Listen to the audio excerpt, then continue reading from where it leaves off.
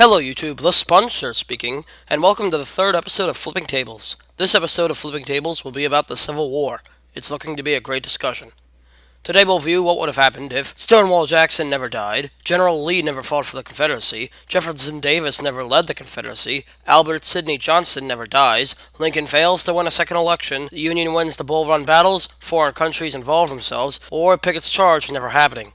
To begin, let's discuss the scenario of Thomas Stonewall Jackson never dying. The loss of Thomas Jackson, otherwise known as Stonewall Jackson, was a humongous setback for the South. He was killed by friendly fire by pickets in the Battle of Chancellorsville in 1863. This general was extremely well known for his defensive strategy, a legend for the South and a nightmare for the North. Not even to mention the lack of morale that followed, which caused discourse within the Confederacy, mostly about the increasing doubt they had after the whole fight. The doubt would only skyrocket after Gettysburg, something Jackson could have prevented. Now, what would have happened?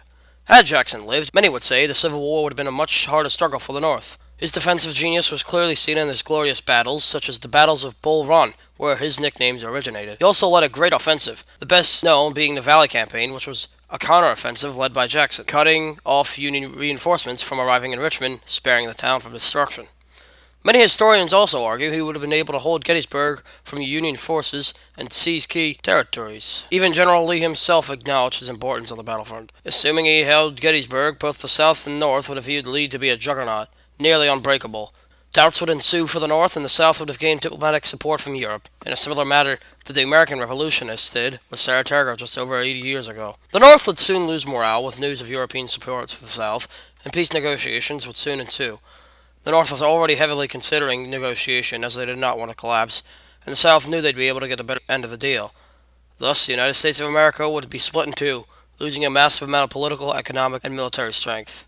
All this could have happened simply by the better aim of a certain Confederate soldier. In a similar matter, let's talk about Robert E. Lee never serving for the Confederates. General Robert E. Lee was and remains the greatest general for the South. He fought for the Confederacy, striking fear into anyone whom he battled. He was a military advisor to Jefferson Davis, and commanded the Northern Virginia Army, notorious for its success. However, Lee was not very passionate for the Confederacy during its formation. He was personally against slavery and wanted unity of the country. He fought for the Confederacy only because Virginia had joined them, and he felt he needed to be loyal to his state. So, if Lee were not to join the Confederacy, it'd be because Virginia never joined it. This is definitely feasible, as Virginia had major doubts, being close to the North and being the most populous state, making a home to a reasonable amount of moderates or people who didn't want succession. Most, however, were willing to break off, and after the victory at Fort Sumner, doubts were put aside by the Virginians. Perhaps had the beginning of the war went poorly, they would refuse, and they would instead be a border state, otherwise known as a Union state, with slavery legalized. Now, what would have happened? Had Lee fought for the Union instead of the Confederacy, or even not at all, the South revolt would have fallen much faster than it did in our timeline. Without the leadership of Lee, the Confederacy would have nobody to create the Army of Northern Virginia. Therefore, the South would have to create a multitude of smaller, less effective armies led by less remarkable generals to fight the Northern Front. Soon, it would collapse by Union manpower and lack of tactical and strategical knowledge, and the South would have seen itself slowly conquered within a couple of years. Although the South would do what they could, they knew there was no one to spearhead their military fight, thus ensuring eventual collapse and failure. Perhaps the revolt would have ended within 2 years, if the South had realized there was little to be done by 1863. With that stated, we'll now discuss Jefferson Davis never being elected as President of the Confederacy. Jefferson Davis was a quiet, nimble man who was never truly a spectacular leader. He wasn't the worst man for the job, however, serving under Zachary Taylor and serving as Secretary of War for Franklin Pierce, considered one of the better candidates. However, he wasn't the best war mind for the South, as Robert E. Lee was a much better general. Nor did he possess the abilities to lead the country, and he lost the people's support. He was an impatient man with his opposers, and he overglorified men he supported. This led to discourse within his administration. Not only this, but during his term he was plagued with chronic illness. Now, what would have happened? Had Davis either declined the position or never been elected by the Confederate Congress, the South would have better leadership and perhaps a greater chance of appealing to outside diplomats. In this scenario, we'll assume that Robert E. Lee runs the Confederacy. He assumes a pure command of the Confederate armies and leads them as he did as a general. He'd be sure to be open to other opinions, unlike Davis, and overall run the Confederacy in a better way.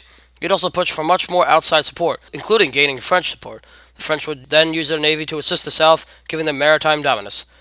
Perhaps with this kind of support and a stronger leader in place, the Civil War could have waged on for much longer, and even perhaps the South winning it all. There are many ways this scenario could unfold. However, overall, the Confederacy would have been better off had Davis never become president. On that note, let's view the possibility of Albert Sidney Johnston never dying. Albert Sidney Johnston was a high-esteemed Confederate general who had served in 3 wars before the Civil War, including the Black Hawk War, the Texas Revolution, and the Mexican-American War. He was immediately promoted by Jefferson Davis to the commander of the Western Department for the Confederate Army. He could have easily been compared to Robert E. Lee, as they were both the commanders of an entire theater, Lee the North and Johnston the West. However, his western line collapsed as his demands were not met by the Confederate government to improve his forts. U.S. Lee S. Grant captured 2 of his forts, causing him to turn to the defensive. However, while leading his men, he too was a victim to friendly fire, and due to nerve damage, did not notice he was shot until his boots were filled with blood. He soon bled out, leading nobody to restore the Western theater. Now, what would have happened? Had Johnston lived, he would have certainly been able to show his military brilliance in the Western theater. With the support of the Confederate government, he'd been able to halt Grant's advance and end the conquer of the West by the North. It'd be hard to say whether he'd have the ability to overwhelm Grant. Nonetheless, he could have at least slowed his advance. This scenario is definitely feasible, not just if a friendly hadn't fired, but also had Johnston not engaged in a duel with General Felix Houston.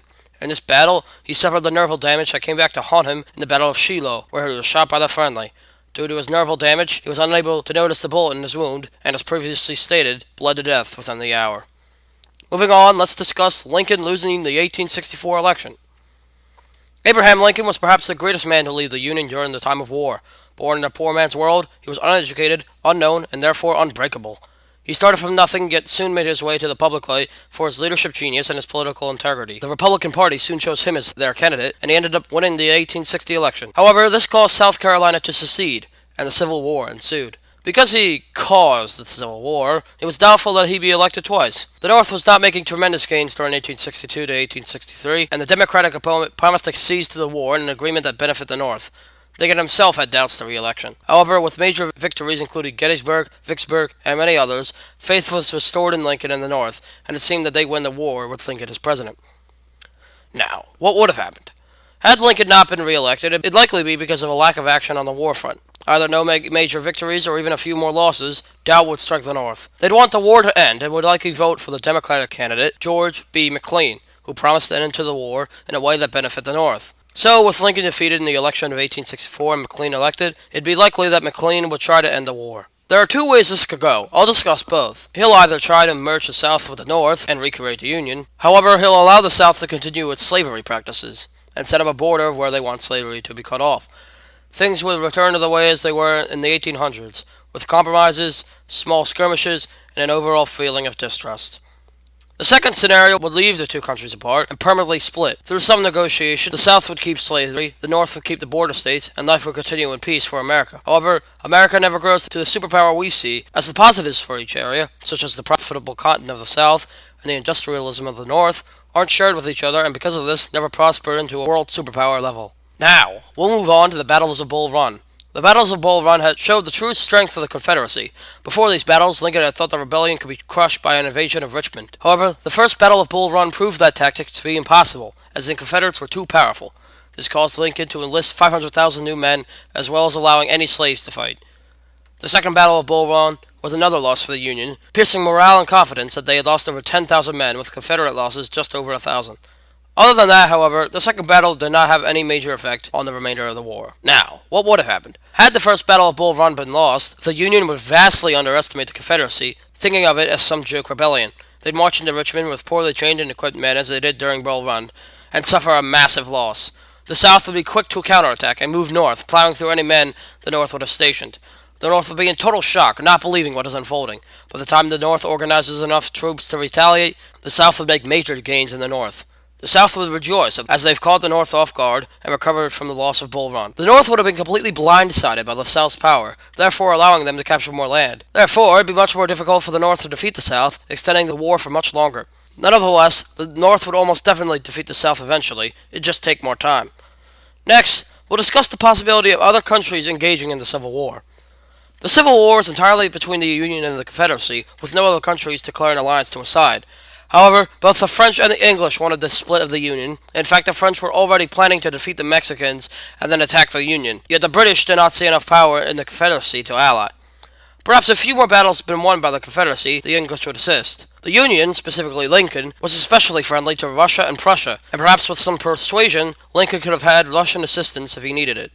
In our scenario, Lincoln didn't call for assistance, the French were stopped at the Battle of Pubela, also known as Cinco de Mayo, and the English did not have enough faith in the Confederacy to attack. Now, what would have happened? Had other countries intervened, the importance, severity, and notoriety of this war would skyrocket. To start off, the French would surpass the Mexicans stationed at Pubela and move on to conquer Mexico. They then moved to assist the Southerners in their campaign. With this news in London, they figured they could enter the war and crush the Union in a split second. They move in as they did during the American Revolution. With the Union outmanned and outnumbered, they'd then call in the Russians to assist them. This would strike fear in the Britons specifically, as the British knew Russian intervention was completely possible, and that was another reason why they didn't want to enter the war in our timeline. Nevertheless, the Confederacy and their allies would not back down to the challenge, and all-out war would pursue for many, many years. Had other countries intervened, the Civil War could have turned from the bloodiest war in America to the bloodiest war in the world. Finally, we'll discuss Pickett's charge never taking place. During the Battle of Gettysburg, General Robert E. Lee was doubtful in the power of the Union general defending it, George G. Meade. During the Civil War, he had seen nothing but success and massacre by his soldiers. Because of this, he plotted an assault of 12,000 men to Cemetery Ridge, right in the middle of Meade's line, what we call Pickett's charge. Meade's men were ready for the assault and retaliated the Confederates. With 12,000 men set in retreat, Lee knew the Battle of Gettysburg was lost and sent the rest of his men back to Virginia. This then led a huge shift in morale for the Confederates to the Union, as the Confederacy once again failed to launch an offensive. They had spent nearly the entire war on the defensive, and after Gettysburg, they knew that was how they'd remain. Now, what would have happened? Had Pickett's charge never taken place, perhaps Lee could have managed a better battle for Gettysburg. With 12,000 men still on the field, perhaps he could have spread them out to less Union-enforced areas, such as Round Top, Powers Hill, or even Culp's Hill, or even sent the whole charge to one of those different areas. Then again, I'm no brigadier general. Many things went wrong during Pickett's charge, including overshot artillery, unorganized men, and overall distrust in the plan. Perhaps it was the best decision that could be made, but that's for you to decide. And with that, I've discussed everything I need to for the Civil War. I hope you've enjoyed. It's always interesting to see what could have happened if just the smallest of things either never happened or decided to happen. Until next episode, my viewers, see you soon.